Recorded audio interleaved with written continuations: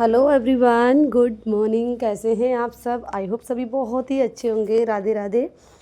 तो गाइस, सारा काम घर का निपटा कर झाड़ू पोछा और बच्चों को स्कूल भेज दिया है। उसके बाद मैंने सोचा चलिए आज गेहूँ धो लेते हैं। बहुत दिनों से गेहूँ धुलने को थे, लेकिन रोज़ बादल आ रहा है। बादल तो हल्का हल्का आज भी है, लेकिन धूप काफ़ी तेज़ निकल रही है। तो मैंने सोचा चलिए आज गेहूँ ही धो लेते हैं। ऐसे तो होता ही रहेगा क्योंकि आटा ख़त्म होने वाला है और 2-3 दिन सूखने में भी लग जाएंगे गाइस। एक दिन में सूख नहीं सकते हैं क्योंकि इतने ज़्यादा बंदर हैं, बहुत ज़्यादा।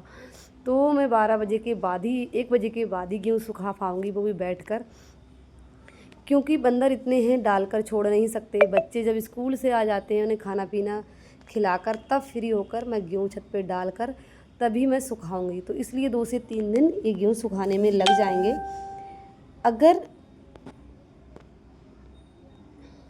अगर बंदर ना हो तो एक ही दिन में गेहूँ सूख जाएंगे। बंदर जो है ना हर जगह हो गए हैं, बंदर हैं, गाय बैल हैं। अब ऐसा कोई गांव कोई शहर नहीं है जहाँ पे बंदर नहीं हैं।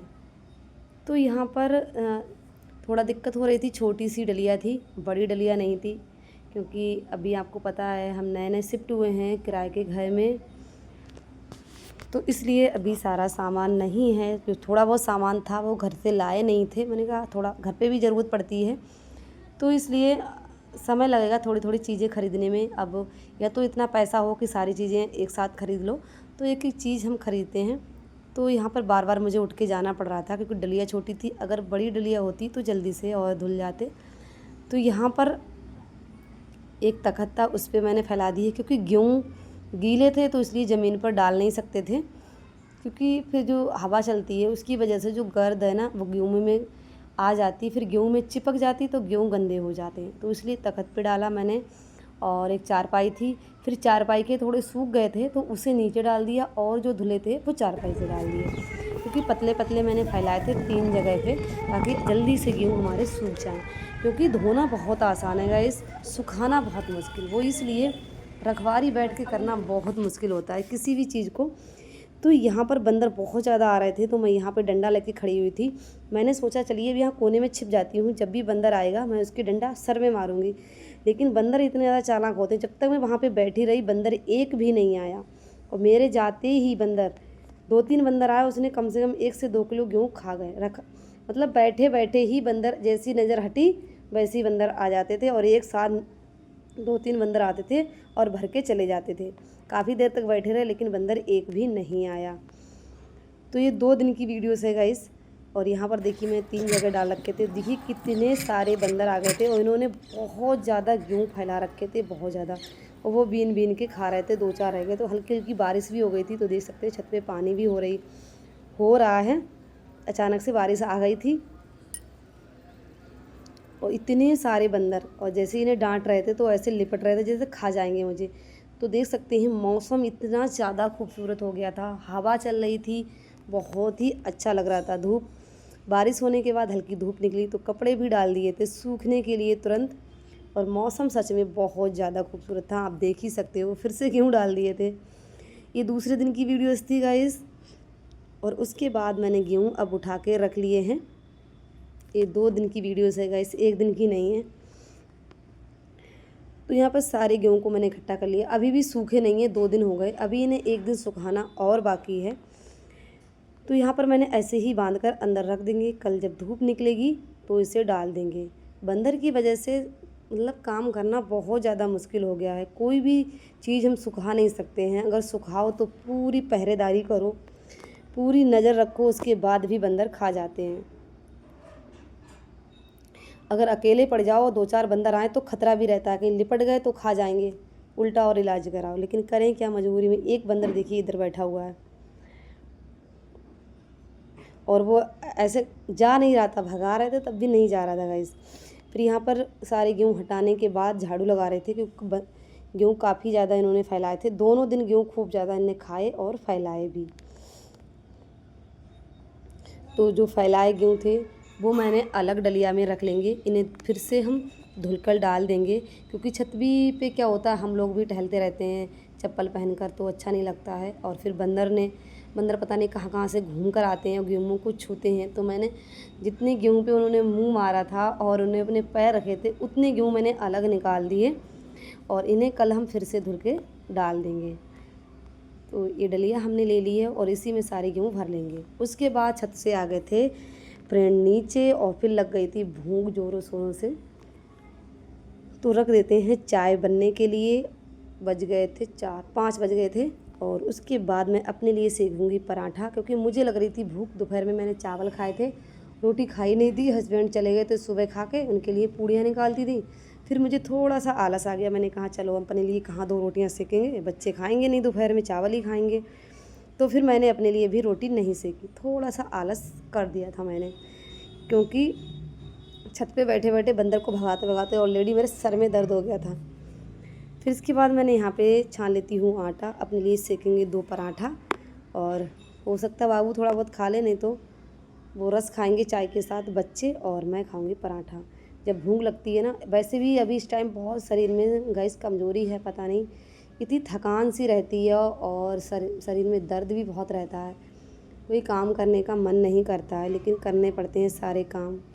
अकेले हो तो ना करो, लेकिन माँ हो ना, तो माँ होने की तो जिम्मेदारी अच्छे से निभानी पड़ेगी।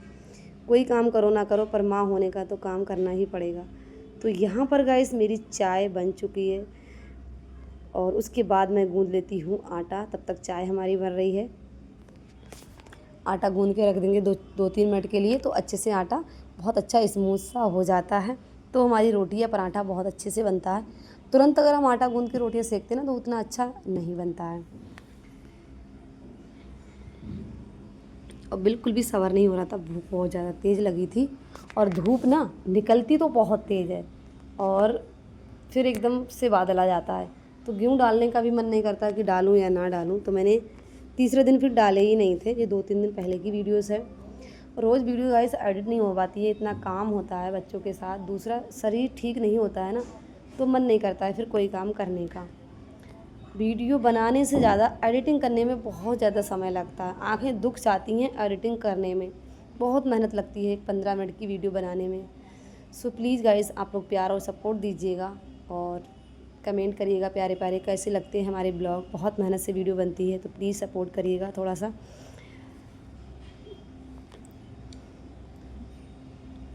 यहाँ पे मैंने नमक वाले पराठे सेके थे चाय के साथ। मुझे पसंद है नमक वाले पराठे, और वैसे तो मैं सभी चीज़ खा लेती हूँ। अब तो जब से माँ बनी हूँ, पहले नखरे थे ये नहीं खाऊंगी वो नहीं खाऊंगी, लेकिन माँ बनने के बाद बहुत सारे नखरे कम हो जाते हैं। ऐसा होता है ना कि बच्चे जो होते हैं ना वो खुद का फीड करते हैं, और हम जब अपना ध्यान नहीं रखेंगे तो बच्चों का ध्यान कैसे रख पाएंगे। तो इसलिए ना चाहकर भी हमें जो चीज़ पसंद नहीं होती है उसे भी हम खा लेते हैं, इसलिए क्योंकि अगर हम खाएंगे नहीं तो हम चल कैसे पाएंगे, बच्चों का ध्यान कैसे रखेंगे। तो हम खुद के बारे में नहीं, बच्चों के बारे में सोचकर अपना ध्यान रखते हैं। ज़्यादातर महिलाओं के साथ यही होता है। किसके किसके साथ होता है कमेंट में ज़रूर से बताइएगा। मेरे साथ तो बस यही है, मुझे ना भी पसंद हो तो मजबूरी में खा लेते हैं थोड़ा बहुत। तो पराठा हमने सेक लिए थे अपने लिए और अब छान लेते हैं चाय। बच्चों के लिए चाय ठंडी करनी पड़ती है और मैं तो बस, मुझे तो गरम गरम ही चाय पसंद है। और चाय पीने के बाद ना सर का आधा दर्द गायब हो जाता है सच में। तो यहाँ पर लेके जाती हूँ चाय, और चाय पीने के बाद कपड़े लेकर आऊँगी, फिर उन्हें रखेंगे हम। तो गाइस आप भी इंजॉय करिएगा, और वीडियो ज़रा सी भी पसंद आए तो लाइक शेयर कर दीजिएगा।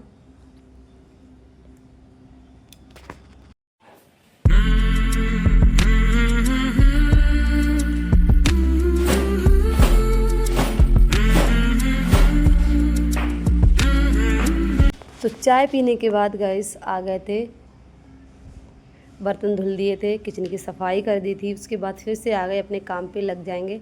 जो कपड़े उतार कर लाएंगे उन कपड़ों को रख देते हैं अपनी जगह पर तय लगाकर।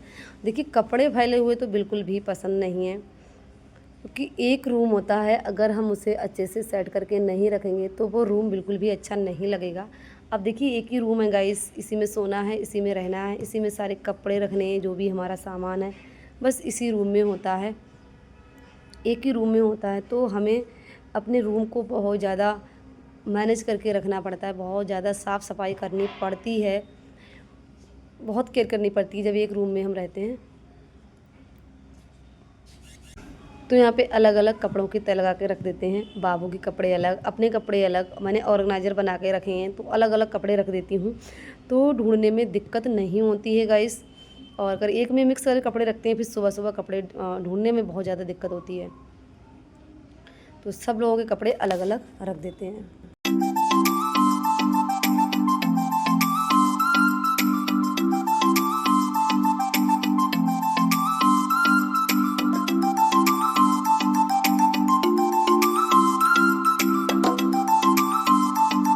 तो गाइस यहाँ पर सारे कपड़े हमने तय लगा लिए हैं और अब रख देते हैं इन्हें अपनी अपनी जगह पे।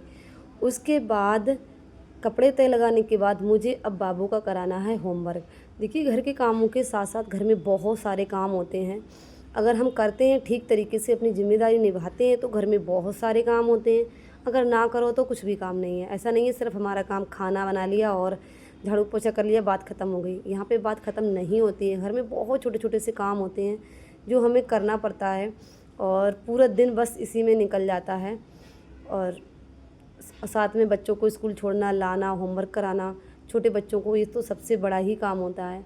अब देखिए घर में हस्बैंड तो रहते नहीं हैं, किसी के भी हस्बैंड नहीं होते हैं, शायद हस्बैंड ड्यूटी जाते हैं, तो जिनके होते हैं वो छोड़ आते हैं, लाना फिर भी माँ को पड़ता है। होमवर्क भी माँ ही कराती है क्योंकि हस्बैंड लोगों के पास इतना टाइम नहीं होता है, तो सारी जिम्मेदारी माँ को ही निभानी पड़ती है। तो यहाँ पर मैं अपने बाबू को होमवर्क करा रही थी। बच्चे होमवर्क करना नहीं चाहते हैं, बहाना बनाते हैं, तो ऐसा ही कुछ मेरा बेटा कर रहा था। मैंने कि ना अभी तुम्हें होमवर्क करना है, बाद में खेलना है। तो गाइस ये थी मेरी आज की वीडियोस। अगर आप लोगों को ज़रा सी भी पसंद आई हो तो लाइक शेयर करिएगा, प्यारा सा कमेंट करिएगा कि आप लोग कहाँ से मेरी वीडियो देखते हैं। फिर मिलूँगी नेक्स्ट वीडियो के साथ, तब तक के लिए बाय बाय।